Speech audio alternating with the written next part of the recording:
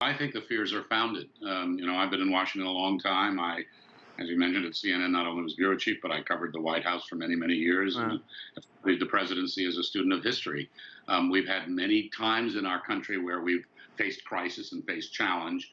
But what we see now with the crisis and the challenge emanating from the then current president, now former President Trump, from the top, where we see a major political party embracing the falsehoods and the lies and the conspiracies and promoting candidates who traffic in those sorts of things, where we see this kind of back story of threat and violence. These are extraordinary developments and something to be very concerned about. I don't think the country is about to just flat out fall apart or fall into civil war.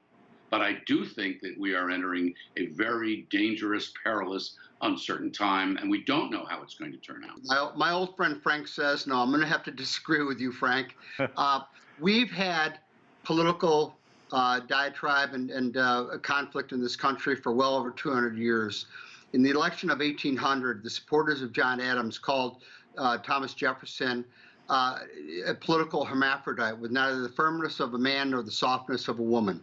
You can't get any lower than that. We've had political clashes for over 200 years. And look, let's face it, this country has always been divided. Historians will tell you that in the Revolutionary War, something like 30 to 40% of Americans were against American rule. In fact, 100,000 Americans left the United States rather than living under American rule. We were divided, obviously, in the Civil War. They were divided in World War I. Something like 3 dozen congressmen refused to vote to commit U.S. troops to Europe in World War I.